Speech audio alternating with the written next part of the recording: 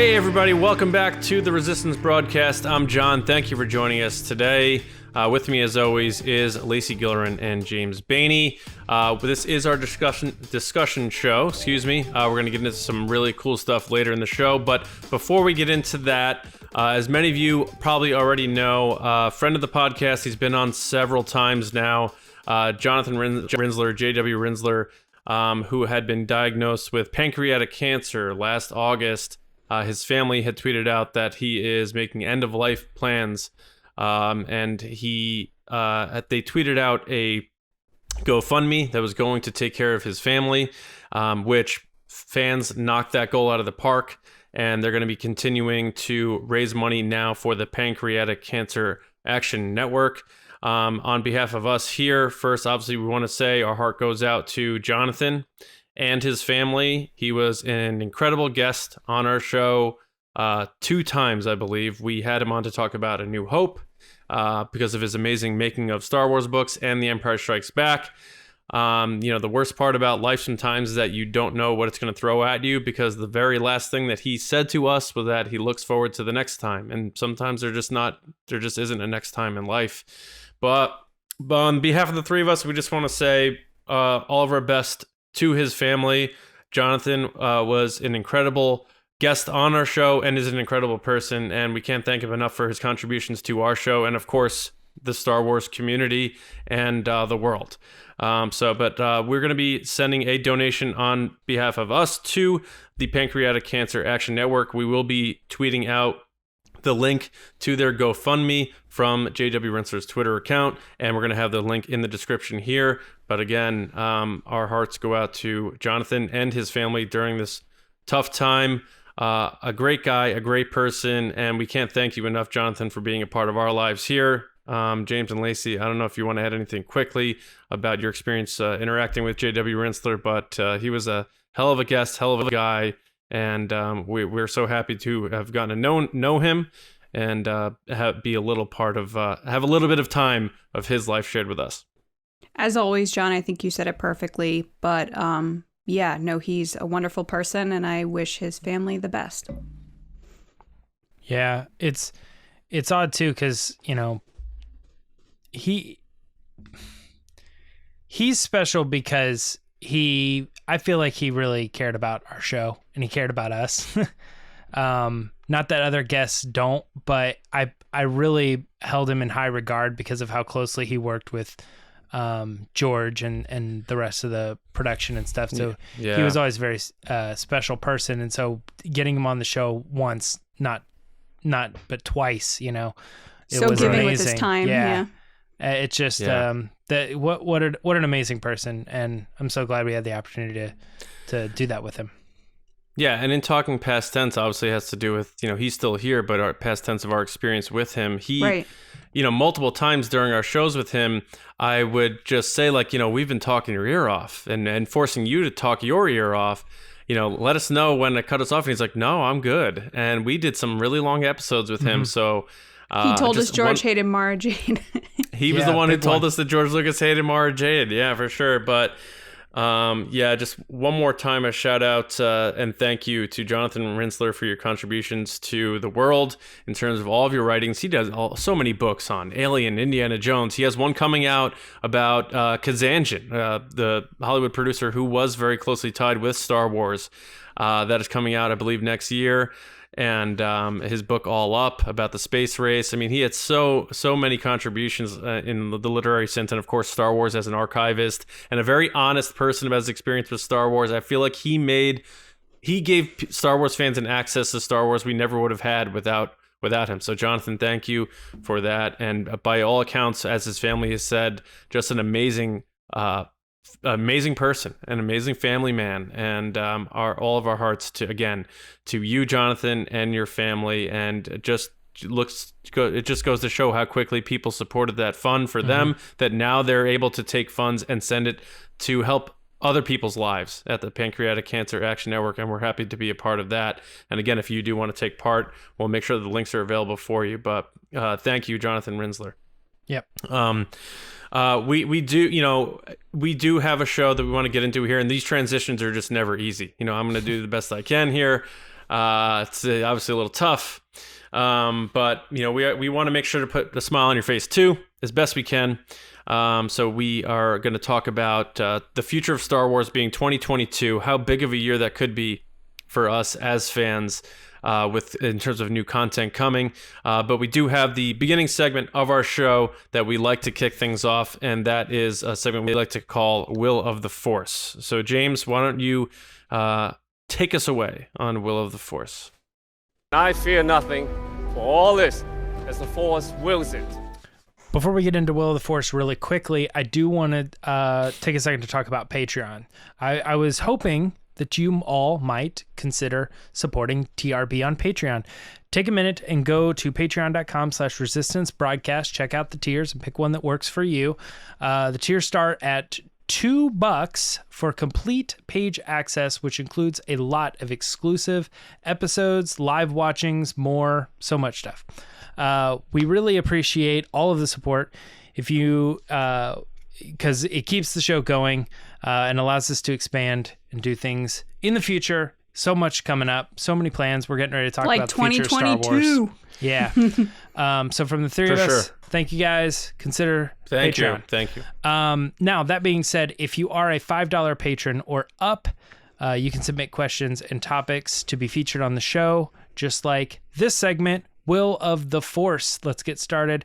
Our first Patreon submission comes from Major Nerd Coma. I kind of like that all works together. Like, I've got a major nerd coma going on right now. Yeah. Will Rogue One feature a roster of... No.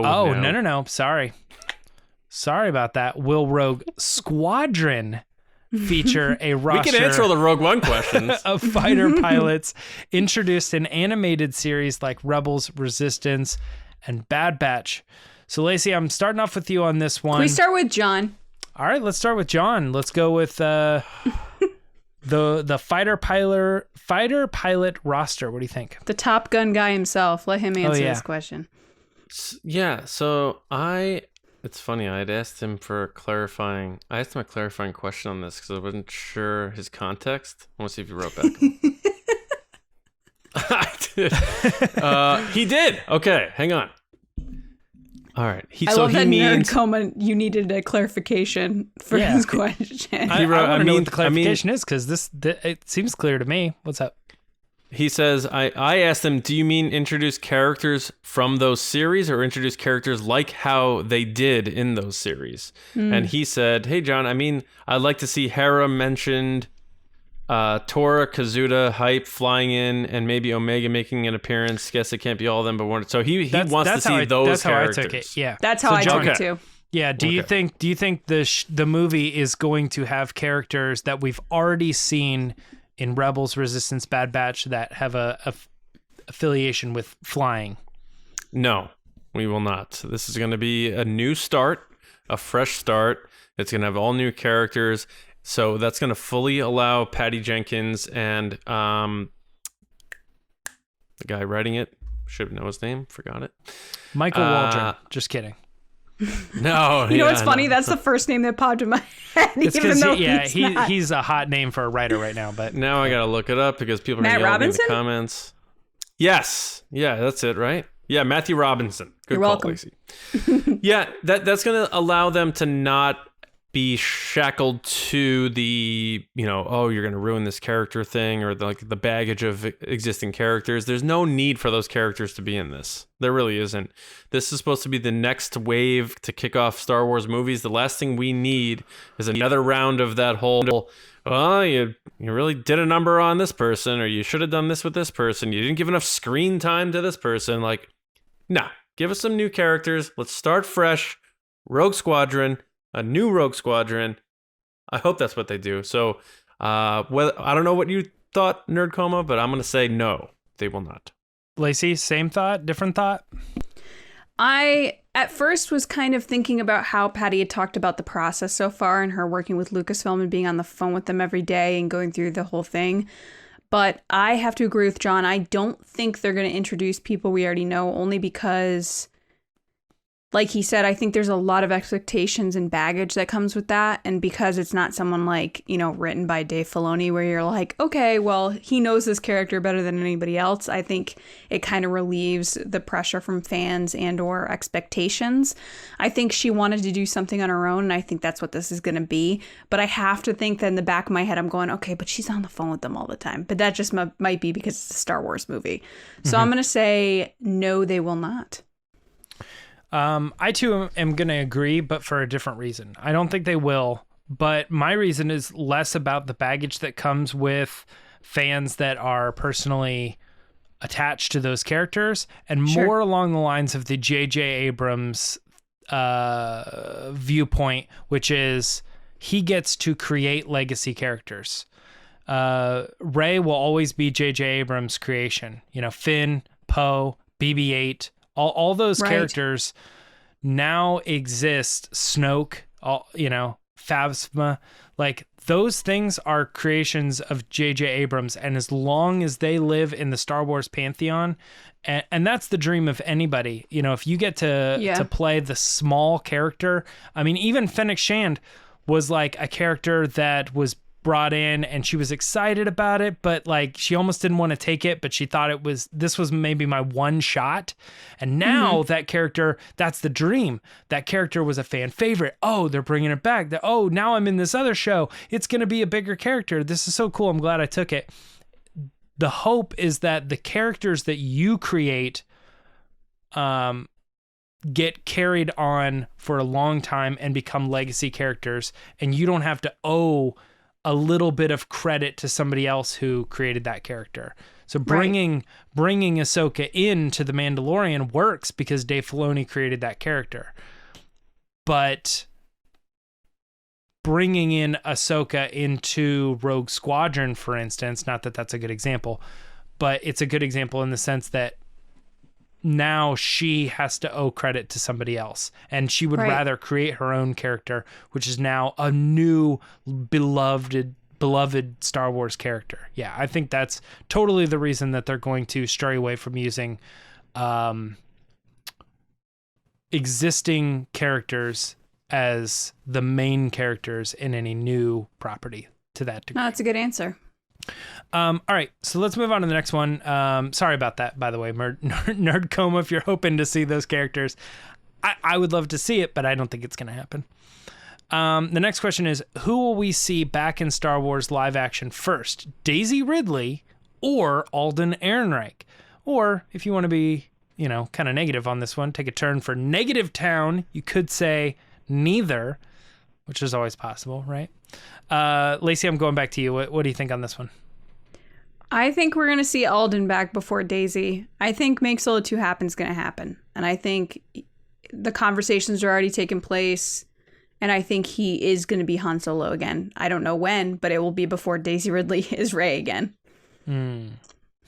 Okay. John, are you on the same thought? You're muted, John. I mean, if you want to stay muted. Yeah, you're funny. Lacey probably muted me using the Force, for all I know. No, I think we have a 5-year window for Alden, and I don't think we're going to see Daisy back in 5 years. So I agree with Lacey. I think it's going to be Alden Ehrenreich back first. I think they're going to wait like 10 years to bring back Daisy. And I think you can't wait that long for Alden just for the age purposes. I think you could still swing a young Han Solo over the next 5 years with Alden because he's a young looking dude. So I got to go Alden. And I really never wanted to see anything more in Star Wars. And, our talks on Monday just drove it even further in that direction. So we'll see. But yeah, I'm going with Alden. Me too. Alden. I think, John, probably the best way to put it is there's a window on Alden and there's no window on Daisy. Daisy could, I mean, no one hopes to see this, I don't think, but they could wait 30 years, like they did with all the original cast. They could wait that long and it would make sense. You can't do that with Alden. And the more when Obi-Wan Kenobi was in the process of still being a rumor, will they do it? There was a lot of talk of, even from myself, saying the only reason you would do that is because you have an opportunity to take advantage of this actor being alive and being the age that he is. You either do it now or you don't do it at all because you're going to miss the window.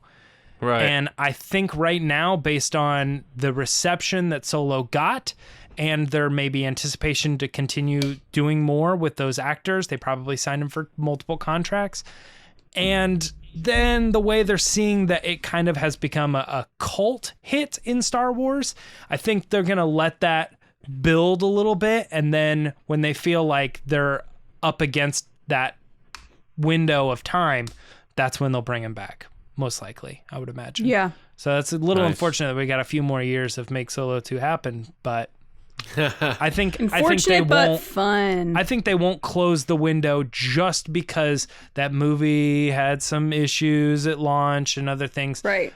10 years ago. I mean, yeah, it's nuts. All right, guys, we got another question here coming from one of our patrons, this time a commander, right? $5 or up. Commander Sooner Thrawn, of course, wanted to ask a question about Thrawn. He said, it's either about college football or Thrawn. Yeah. Well, we find out Thrawn has taken over Mandalore, and Ahsoka, Grogu, Mando, and all the others team up to get it back and rescue Ezra. John, you're first on this one.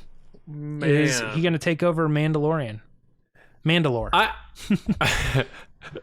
He just takes his armor and he's like, I'm the Mandalorian. No, it's now. like Loki. He like sticks a staff in him and he like goes and yeah. Which I finally just started watching. Nice. Started watching Loki. Yay! What do you think? I think it's very good, and I think the music is fantastic. I love the music. Congratulations, John. You're 6 weeks behind. I love the music and the like 1960s aesthetic. I love it. It is a very noir sci-fi look to it in the time travel place. Anyway, TVA. do I think? No, man, I like the idea. It's very cool. I do like the team up thing. I think there's going to be a team up thing for sure down the road. But I think that might be a little too convoluted to get Thrawn now ruling Mandalore. I think they already have plans in place for that Game of Thrones struggle between Bo-Katan and Din Djarin and that sort of thing. So I'm gonna say no. I mean, Thrawn's gonna get it in the mix, and they're gonna have to save Ezra. But I don't think it's because Thrawn's taking over as the ruler of Mandalore. All right, Lacey, what do you think? I agree with John. So far, we've agreed on everything tonight. That's weird. Wild. We are in an alternate dimension like Loki. I'm on the other timeline right now. Yes. We're in the TRB, not the TVA. Anyway, I agree with John. I don't think Thrawn's taking over Mandalore. I think he is going to be a major villain for these characters, especially going into that big crossover event. And like John said, there will be a team up. I don't know if Mandalore is the big piece that people are trying to control. I think it's like, it's going to be more about Force and Grogu and power and stuff like that more than Mandalore itself. I don't think that's as important. But this is a really cool question, so well done. I am going to also agree, but I am confused by this question because I know you, Sooner Thrawn. You love Thrawn. You know the character in and out, and I'm surprised that this question is based on the fact that Thrawn would try to take over or control or conquer anything.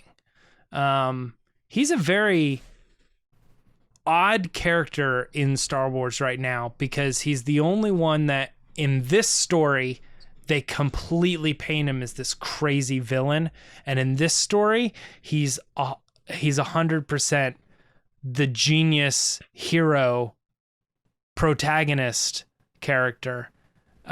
So it's weird to me, but I tend to think that Thrawn might even become an ally Interesting in the live action stuff based on who I think Thrawn's character is now that they've revealed more about his youth and why he's in the place that he's in right now, which is the Empire.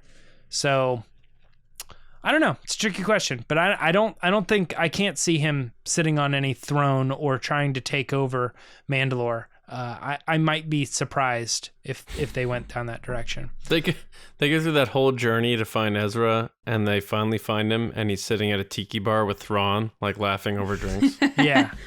Just hanging out. I mean, to paint something near to Rebels, that is the Honorable Ones episode where Zeb got cast aside with Callus, and after that there was a more of a personal connection, and his change started to happen after that episode. And so I tend to think that if Ezra and Thrawn are marooned together, they'll see eye to eye on some things, and it would be interesting to witness those things in live action, see Ezra not trust him and try to come to an understanding of why he is the way that he is. And I don't know, there's so much more to it. Thrawn's a crazy character. But we got one more Will of the Force question, and that is, will Jyn Erso appear in Andor? Whoa! God. Right? They famously signed her for 2 movies, right? So this is a good question. Lacey, I'm going to start with you on this one. What do you think? I'm going to say no, because it seems like she meets him for the first time in Rogue One. So I'm going to say no. No? Now, she could appear in the show having not met Cassian. I know. I just don't think she's going to. I think it's going to focus on him, and then that's kind of... It leads into the movie and then makes that relationship more interesting from the perspective of they just met and then they get along so well. Mm-hmm. Type thing. Yeah, I think... Oh, I've heard of them before type thing. Yeah. Yeah, I think behind the curtains here, John wrote this question. I think John's onto something here, because not only was she on a second contract, but... You could say the same about a lot of these characters, like Saw Gerrera. Saw Gerrera would surprise nobody to show up in this show, but the first time Cassian ever encountered him was in Rogue One as well. Sure. You very well could show a young Jyn Erso, maybe, as a child with Saw Gerrera. Is that your answer? I think it's possible. But I don't think they're going to do it. John, what do you think? I'm going to go and have a little wild card one here and say she will, for those reasons, because I believe it was Stellan Skarsgård who leaked that Forrest Whitaker is in this show. Yeah. And if the show takes place 5 years before Rogue One, that's also the last time that Saw Gerrera saw Jyn Erso. So we could see him kind of dump her off. Or that he could show up after he dumps her off. Yeah, I think there's a chance they'd be cute and do that sort of thing. It's a type of connectivity that works because we know that exists canonically. Sure. She says it in Rogue One. It's not the other way around. Oh, so now you're okay with canon. Monday, you. When it's on a theme park, yes, yes, exactly. Yeah. John, you have convinced me. Because I forgot one aspect of this. Stellan Skarsgård leaked that Saw Gerrera is in the show. So, if I he agree is with in it the too, show, but I won't agree. I refuse. So I think they'll do what Clone Wars did, where they showed like Caleb Doob standing right next to Depa Billaba, and everybody's like, "Oh, do you know who that is?" Like, doesn't have a line, doesn't even say anything, just is there. And I think that they might even go back and get the young actress who played the young Jyn Erso. How many years will it have been? 3 more years. Maybe you could age her up. 6 years. 6 years since they filmed it. Or 6 or 7 years, yeah. Since they filmed it. So, yeah. Assuming she was, let's say, 10 at the time, she's closer to 16 now. Well, she was 8 at the beginning of Rogue One. Okay, so she's closer to 14 now. Possible. Yeah. There's a lot going into this. Depends how much she's grown. It's so weird when you get to child actors, like they just get gigantic. Yeah. Right. And they'll just like Photoshop. Yeah, like remember how big Remember how big Jaleel White got, and he's still supposed to be playing little nerd Urkel? He was just absolutely yoked.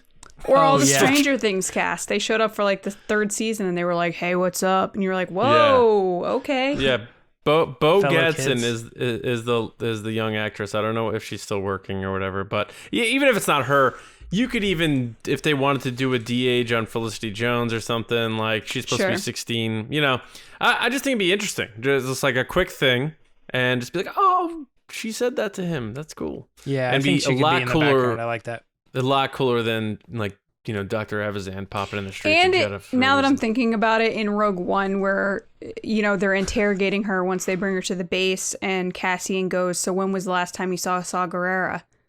Like, that line itself could also explain that he sees her with him.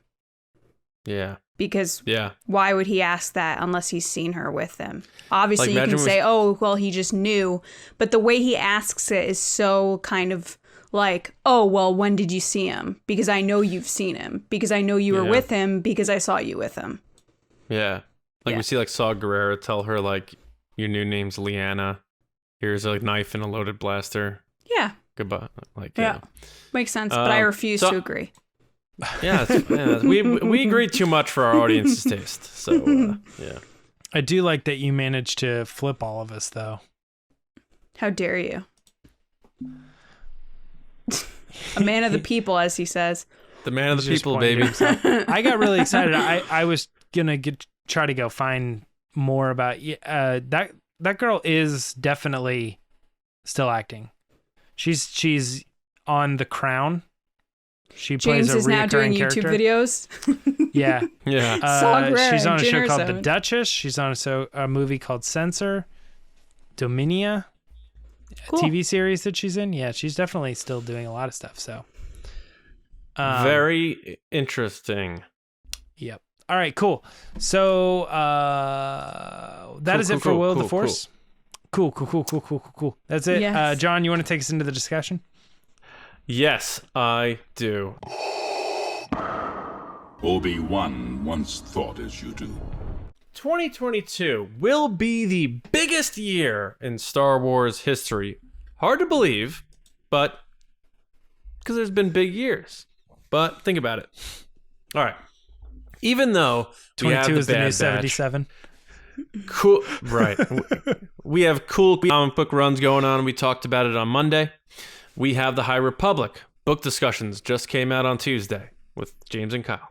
There's a bit of a calm still happening in Star Wars right now. News is a little light, and as we know, there's always a calm before the storm. Well, our bones should start aching pretty soon, maybe this fall, as the end Storm's of 2020. coming, Annie. There she is. There's my girl.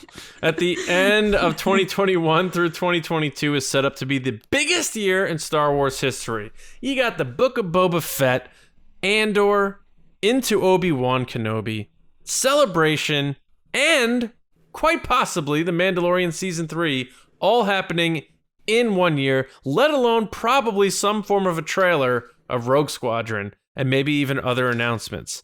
So fans have never experienced that much Star Wars content in 1 year ever, and it might be the kickoff of the norm more so than the exception. So let's just look ahead at what we're in store for in 2022 in a galaxy far, far away. Now, originally, I was going to do more of a speculation discussion, expanding more upon, Hayden Christensen and Obi-Wan Kenobi. But I was like, we did the Darth Vader series thing last week. Maybe it was a little too redundant. And then I started thinking like, I've been talking to a lot of people and stuff, and a lot of people have been like, man, I'm, kind of bummed out Star Wars is like feeling a little dry right now, even though there's all this other stuff going on. Everyone's seeing all the Marvel shows come out, and Star Wars is, there's not a lot of Star Wars news coming out. And so then I was thinking like, well, why don't we talk about what's ahead? Because, granted, it doesn't seem like it's soon, but it's coming. 2022 is right around the corner. Book of Boba Fett is 5 months away, less than 5 months away. And I just think like we are in for a monster year of Star Wars content coming out, let alone other Star Wars content being made. So that's why I wanted to have this discussion. I'm going to kick it off by throwing it around to each of us. What are you most excited about when you tangibly put yourself in 2022 and pretend like you can map around to whatever spot you want, which piece of content or which event or what are you most excited about? I'll start with you, Lacey. What upcoming Star Wars stuff in the year of Star Wars that will be 2022 are you most amped about as a Star Wars fan? Event-wise, Celebration. Content-wise, Obi-Wan Kenobi. But if we're going to pick one thing, like Lacey, pick one thing, probably Celebration. I think it's been a very kind of isolating, lonely couple of years for a lot of fans, including myself. And I'm just really excited to be back with all the Star Wars fans, to see you guys, and to just celebrate what we love and be together and just have fun. And hopefully, seeing as it's more down the road, it's even, less than a year from now, but it's still about a year, things will be a little bit better and safer in the country. So hopefully that would mean more fun and things can go back to normal, so to speak, and be safer, which is exciting to travel again. We haven't done anything for a couple of years here, so it's going to be fun to go to theme parks and go to panels and celebrate Star Wars and just be around other people. Like, that's what I'm excited about, to see other people that I haven't seen in a very long time, and I feel like I took that for granted for a while, unfortunately. Yeah, absolutely. I agree with that completely. I think we all agree. Celebration. We're very excited to go and do that. Why Obi-Wan Kenobi? Let's just say let's cheat and let's stick to the content stuff. Okay. If it's why Obi-Wan? Is it just Ewan McGregor coming back? Or is there more that you're hearing about it? Why Obi-Wan over the others? Obi-Wan, because it was something that had been rumored for a really long time that Ewan wanted to be involved in, and it gives me hope for projects like Make Solo 2 happen, because if something like that lasted in production for 6 years or something like that, and then eventually got the green light, that means that anything can happen in Star Wars for projects and possible movies and TV shows, and that makes me excited. But out of this list of stuff, which is all great, Obi-Wan is the only one that I had a very emotional reaction to when they announced it. Like, I straight up started crying because I was just so excited for him. I was excited for the fans. I was excited for myself because this has been a long time coming, and he's one of the most beloved actors within Star Wars that gets to, put on the robes again. So I just can't wait to see what it's all about. And the fact that Hayden's coming back and they've pitched it as this epic battle, a meet up again. There's just so many possibilities. But yeah, the big part of it is that it gives me hope that the things that are maybe a little bit more on the fan servicey side are going to be greenlit because it's what the fans want. Cool. I dig that. James, what about you? Is it Kenobi? Is it another show? Is there something else I didn't even mention? What are you most excited about? Obviously, you're excited about Celebration. What are you most excited about? You say the Celebration too, because I think you're right. I think ultimately Celebration is crazy, but also the release this year is the hotel is opening up, and sure.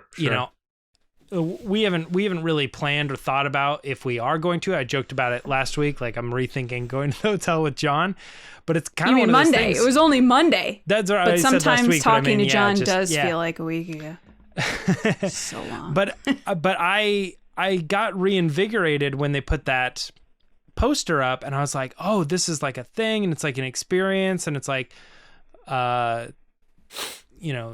days or 2 days, 3 days, and it involves the park and everything. And I started thinking about that. Now, granted, Celebration there's a lot more to it because it also is going to have the park involved, and it's going to have so many other exciting things that are going to get announced. And I think Celebration is the clear winner there, but not to be forgotten is the opening of that hotel, which is another it's the next big venture for Disney in a physical sense.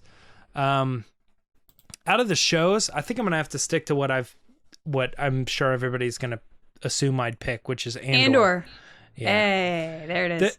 And the reason there is number one, Mandalorian season 3 and Book of Boba Fett. I've seen Mandalorian. I know what the vibe is, and then I've seen Boba Fett in Mandalorian, so I kind of get the vibe from that too. It could clearly be different, have a different I don't know what word I'm looking for. Theme. Feel. Yeah. But I kind of have an idea of what's going on there. With Andor and Obi-Wan, those are completely different things. The only thing I think that's really going to win me over with Obi-Wan is how much they lean into Hayden Christensen as Darth Vader and how much Inquisitors might be involved. That might actually win me over when I look back at the shows in the same way I've looked back at like WandaVision and Winter Soldier, and you're trying to be like, which one did you like better? You know, I'm like, you know, Right. I think like if you were telling me that the Inquisitors were involved, or we got some appearances from characters that we've seen in the comics or from Rebels or something, or video games like Fallen Order, man, that could be really cool. And as much as I would be excited for Andor, I think that aspect of Obi-Wan is definitely going to be really neat. And I think it probably holds the most, even though we just got done talking about Jyn Erso showing up, I think Obi-Wan has the potential to bring the most canon alive again. Yeah. And making it like these are real stories. These aren't. I expect Andor to be an adventure that is almost confined within itself. He's going to go on this adventure, meet new characters. That's cool. But I don't know. And that's because we haven't seen a lot from it yet. Whereas Obi-Wan, we kind of, I don't know.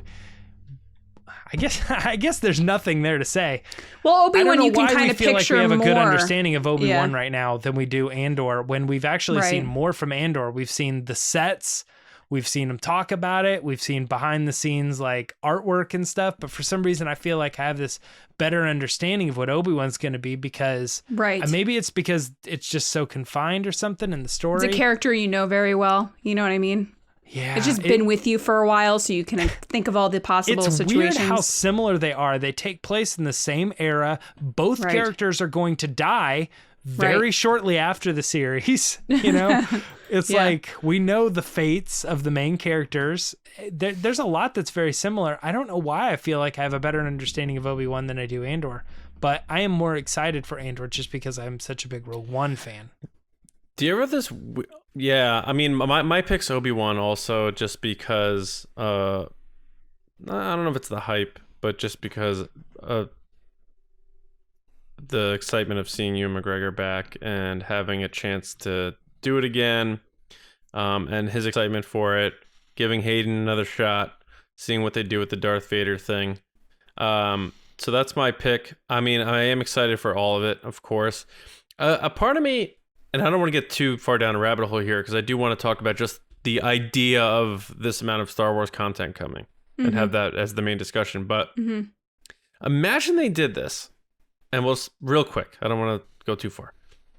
Imagine they film all this Obi-Wan stuff and they surprise us like they did with the Loki thing, and they're like, there's season 2 coming. And they end this season 1, and we all thought it was just going to be this one season thing. And they film it all at once now, and then next year or the following year they put out the last 6, and they do 2 parts. That's crazy. I think that would be and there's enough time in the gap between. There's 9 years there that could work, like we've been saying with Solo, right? Where they can do a little bit of a cliffhanger after the 6th episode and say, "Well, we said, Hayden's coming back for the rematch of the century. We didn't tell you that it was going to happen right now." Right. I think that would blow people's mind holes if they did like mind holes. Yeah. There's one here and there's one here. Yeah. Boop. I just think that would be and that that's wild speculation, but I think that'd be kind of cool if they did that. Anyway, I wanted to make another point here too, is that we often talk about how Star Wars is so far behind Marvel. And when it comes to movies in 2022, Marvel will release 7 and Star Wars will release 0. The joke I said in my head was, is this what Marvel fans usually feel like? Is this what it's like? But I'm joking. I am a Marvel fan. Yes, it is how we feel. In 2021, we will have gotten WandaVision, Falcon and Winter Soldier, Loki, and then it just was confirmed that these will also be released this year, Miss Marvel and Hawkeye, right? Black Widow. No, but television shows. Oh, okay. That's 5 Disney Plus TV series from Marvel in 1 year, and in the calendar year. And now we're looking at the following year, 2022. We will have gotten Book of Boba Fett, Andor, Obiwan, and The Mandalorian season 3. That's announced. Probably Bad Batch season 2. Probably. Yeah, but that's an animated thing.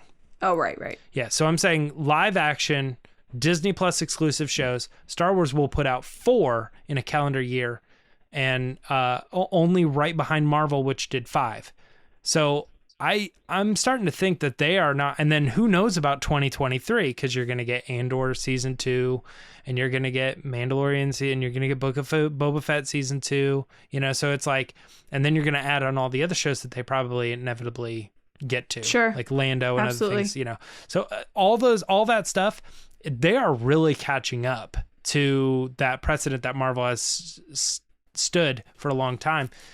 If they could figure out their movies, then that would be great. But right now, I think we're very happy, and we've been speculating for a long time that Star Wars has been moving towards the television direction for the future for a while now. And I think that all came around when Disney Plus got announced and we found out about Mandalorian, and we're like, oh, I bet they're going to move away from this whole trilogy thing for a long time and focus on live action television for a while.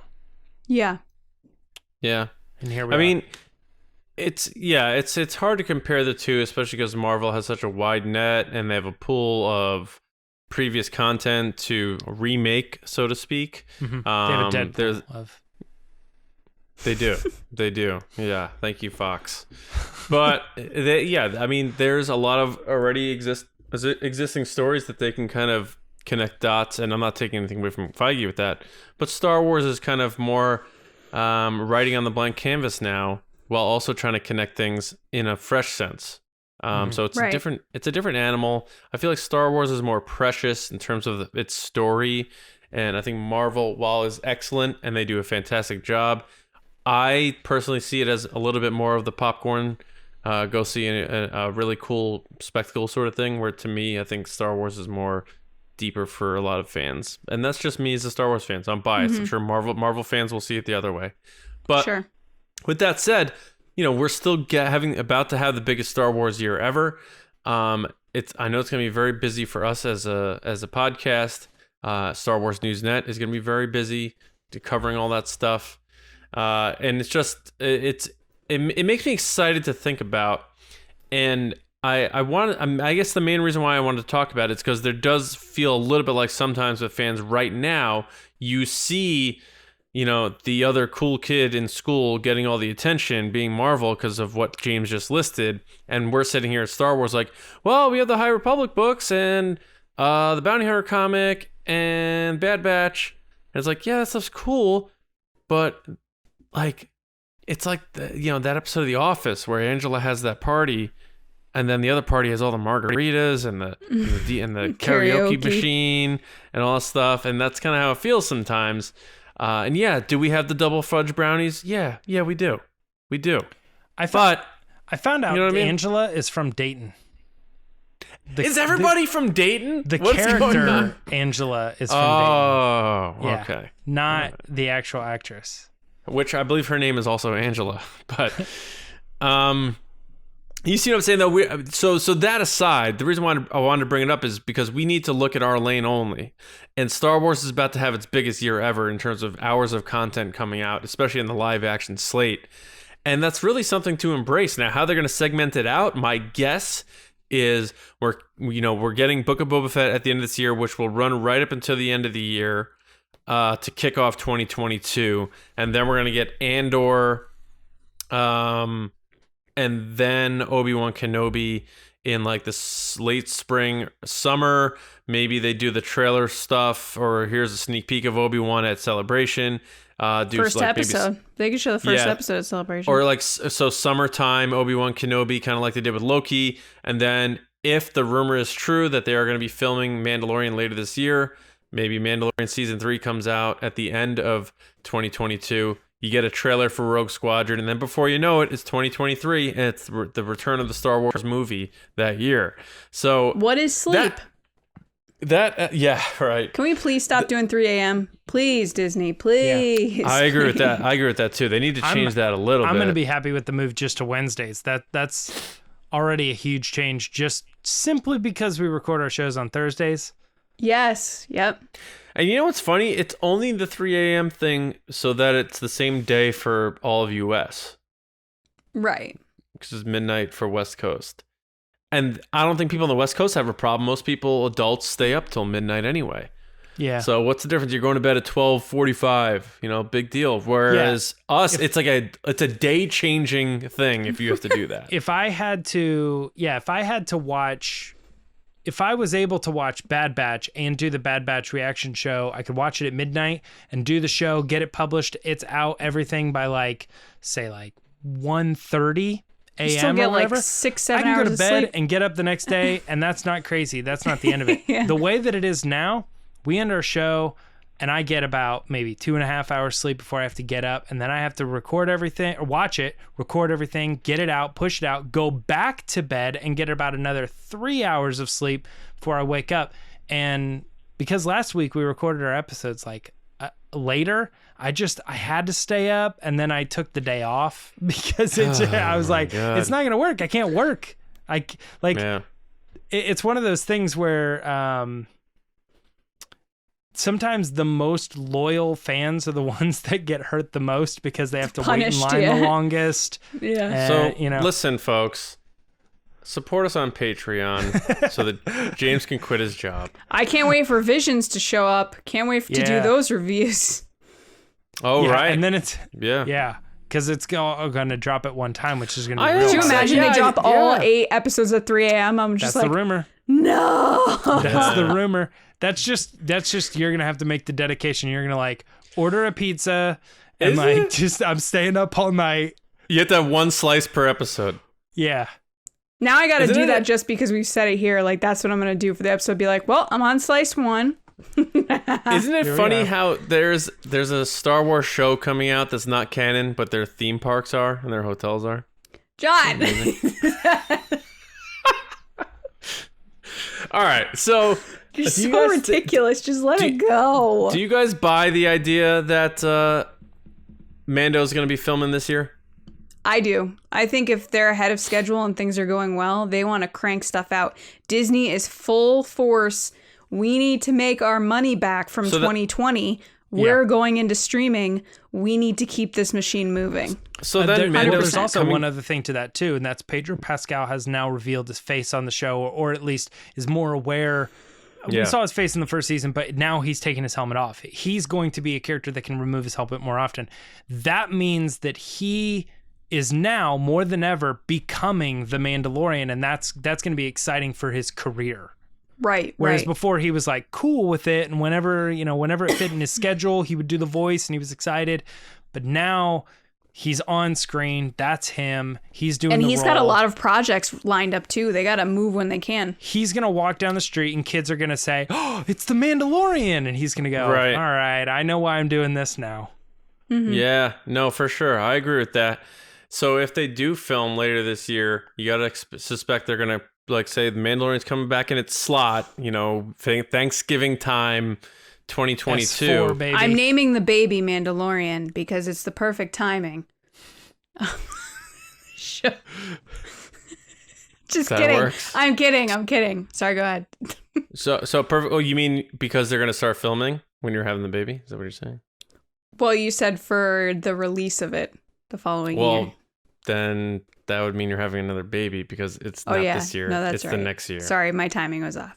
Lacey's like, I have something to reveal. Wait, I was no, thinking I don't. more of Book of Boba Fett, and we were talking about being tired, and I was I'm going to go tired in September and then exhausted. Name the baby Fennec Shea.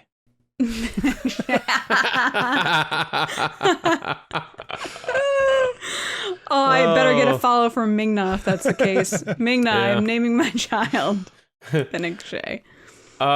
So that's a stacked lineup because I included Book of Boba Fett because it really is kind of probably going to run right up to the end of the year to kick off 2022, and you got to expect the first show that is out of the gate is going to be Andor because that I think Well, maybe I'm wrong, but I would feel like that's more ahead of schedule than Obi-Wan. So that's going to be like your spring show, and then Obi-Wan's going to be your summer show, which they're going to tease us at Celebration with probably, and then your fall show is going to be Mando. So there's not going to be a lot of gaps in between this stuff. And then I assume filming for Rogue Squadron is going to be happening, so we're going to be getting news about that.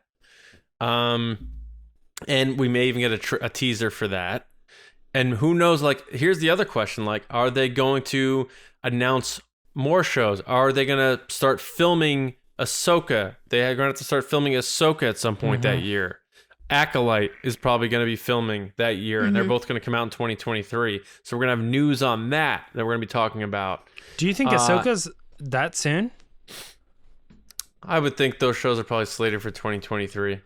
Yeah, you're probably right. I just the vibe that I've gotten from Acolyte is that it's actively like being worked on. I mean, who knows? Maybe Ahsoka is too, but we're hearing a lot about Acolyte. It seems sooner than I think the reason Ahsoka. we're hearing about Acolyte is because it's the one thing that it's Leslie different. Headland's doing. Yeah. Whereas Ahsoka, it's Dave Filoni, and he's like, guys, don't. Like, that's what I do on Friday afternoons. Don't worry about that. And like, Rosario Dawson has other stuff going on too. Yeah. Yeah. Well, all the She's stuff coming back for Clerks 3. I'm so excited. Even Book of Boba Fett still kind of feels like it's somehow wrapped up in that Mando verse. That you almost get the impression that they could be shooting scenes for shows on the production of this show. You know what I mean?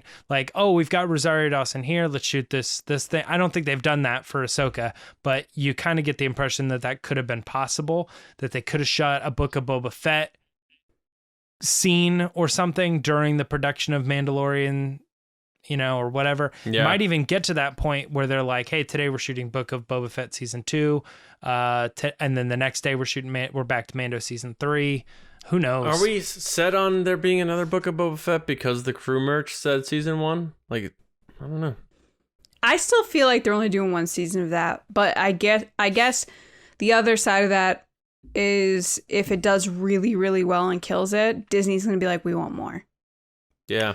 You know? That's where I was going to say they were open about Andor, and they were very open about Obi-Wan being closed.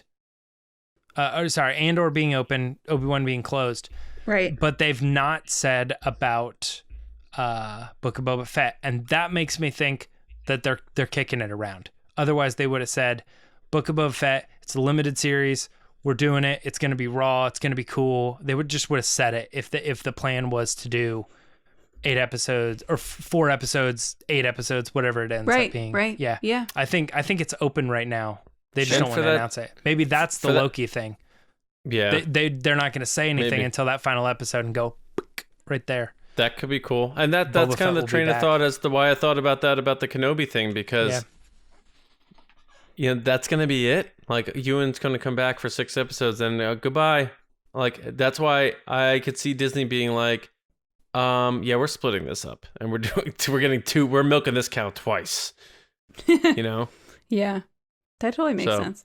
So I don't know, but you know, I guess, you know, we're kind of coming up on time, so we're kind of doing a little bit of the end of the show, which we usually save for an open chat anyway. But there, you know, there's other elements of this that we could talk about. Like, James, you brought up that hotel opening. You know, for us, like, are we, you know, are we going to think about going places aside from Celebration next year? Yeah. Are we gonna try a group trip to Disney World? Are we gonna, you know, there's a lot of things. Yeah, San Diego. There's a lot of things we could think of. So I'm just excited for that aspect, because while things are getting back to normal now, and I know there's, you know, other variants of the virus going around and stuff like that, but I feel like 2022 in terms of what we do is going to be the real, like, you know, we're back, baby.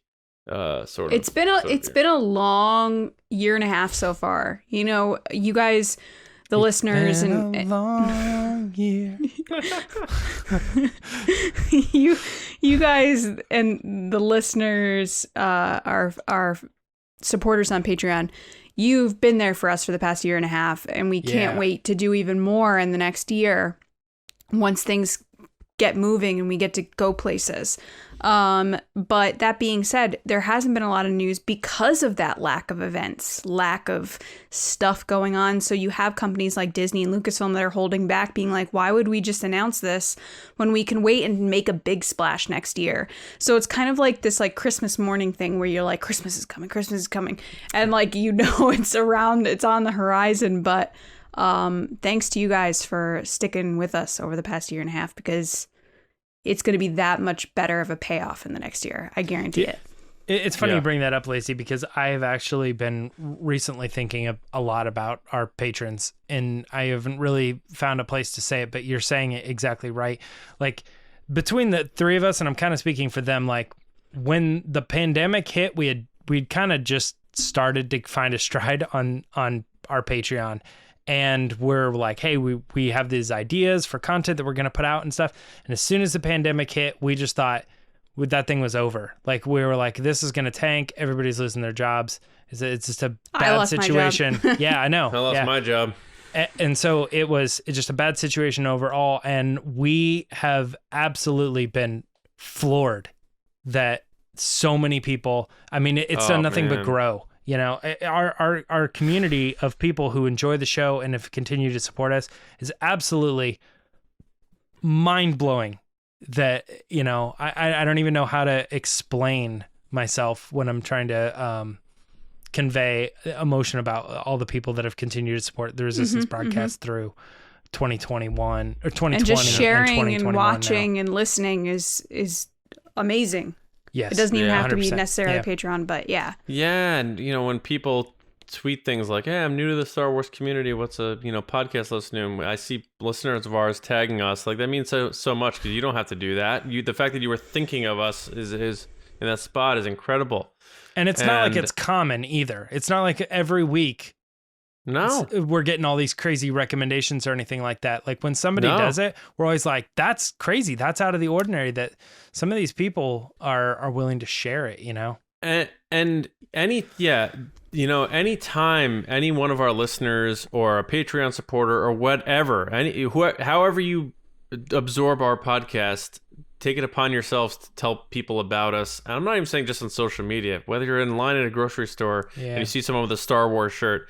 I mean, what that does for us as a little drop in the bucket, that bucket gets full when a lot of people do that sort of thing. And it really means a great deal to us. And I can't thank you people out there enough either for listening to us, sticking with us. And, we have drive, and because we want to do this stuff and we want to do it bigger and better. And when we keep saying we have big plans, we do. And we can't do it without you. And now that we're going to be getting back out there in 2022, you're going to see what we're all about, and we can't wait. So we can't wait to meet you. A lot of you. Yeah. We all kind of took that discussion down a strange turn. I don't know if we want to. I'm saying because 2022, all the people that have been supporting us for the past year and a half, I'm most excited because I get to then meet you or engage with you. And meeting face to face is a whole different experience. And like I always say, I apologize for being awkward at first, but I genuinely can't wait to meet you. Yeah, I feel the same way. Yeah, I couldn't agree more. And it's going to be a great time. And James, you put it perfectly. And so did you, Lacey, about the patrons and them sticking by us, especially in, sometimes I feel like it's a Star Wars lull for some people who may not be fully vested in like High Republic, like myself. I'm one of them, yeah. Yeah. And they're like, yeah, hanging in. Buckle up, baby, because 2022, we are getting fed as Star Wars fans, and we thank everyone for sticking by our side, because we honestly can't spend the time we're doing this without you. So thank you. That is funny you say that, though, about the High Republic, because I am completely bought in on that, Yeah. It feels like every single time I feel like I'm like, cool, take a breather. I got everything back to normal. Yeah, it's like then like 3 weeks later, the new book comes out, and I'm not a super fast reader, and they usually give us the books earlier than the audiobooks, and I can get through the audiobooks fairly quickly, but the books themselves, I feel like I have to constantly find time to get through them. It takes me 10 to 15 hours to get through one of these novels. And so breaking that up over, 10 minutes, 15 minutes here, 30 minutes here, Yeah. over the course. I mean, it runs like the entire month. So ever since Light of the Jedi, I mean, it's just like been back to back to back to back to back, more book. And I have not stopped reading High Republic stuff this entire time. But since we're speaking on the future of it too, like in a weird way, I feel like High Republic is starting to get to that point that is wrapping up. It's like it feels like it's kind of in the middle now. So I don't know how much longer they're planning on going with it. Even though it doesn't even feel like it's been out that long, because it was earlier this year that everything started launching, and they're kicking it out so fast. Yeah. Maybe there's past they've said there were 3 parts to it. Maybe they're planning on going 4, 5, and 6 next year to continue the story. But we've all speculated too that it has a tie-in with Acolyte, and maybe this era of the High Republic is going to close. Then we'll see the Acolyte, and then we'll see more High Republic books that take place between where it ended and Acolyte, the show, kind of filling in those gaps. Now that we know where it led, we'll have a new perspective on it. So even the publishing end of 2022 looks like it could be another big year. Right. Yeah, no doubt. I should be going to New York Comic Con, I think, this October. So they usually do a publishing panel of some kind. So we'll see what they have to say. But anyway, no better time than now to thank our Patreon generals and spice runners as we approach the end of the show here. So big shout out to CARMELO, who's been with our Patreon since the beginning. So CARMELO, extra thank you to you, man, over there in España, holding it down for us, man. Andrew Staley crushed it on the pod race Monday. Jeremy Myers, John Reese, Jetta Rosewater, Paul Olson, Jake Houchins, Oliver Lewis, Frank Grande, Haz Aslam, Joe Ritchie, Darth Hurricane, Timothy Hill, John Charlton, Nick Kratz, Christian Morales, and Val Trichkoff. Thank you, generals. And our spice runners, David Probus, Neil Shaw, Double C, Chris, which stands for Checkers, apparently, Kendall Gellner, Ryan Wara, Dave Hornack, and Micah Harrison. Love all of you. Thank you all so much for all of your support.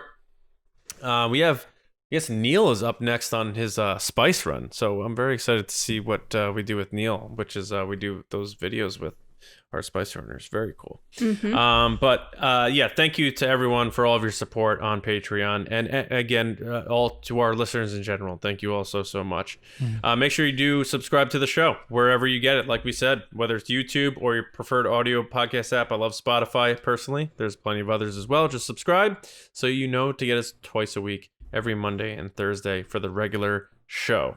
StarWarsNewsNet.com for all of your Star Wars news, reviews, editorials, information, and more. Johnny Hoey on Twitter, StarWarsNewsNet.com, and my movie podcast, Just Like the Movies. We just put out an episode on The Rock on Tuesday. No, not the wrestler. The mid-90s action movie starring Sean Connery and Nick Cage.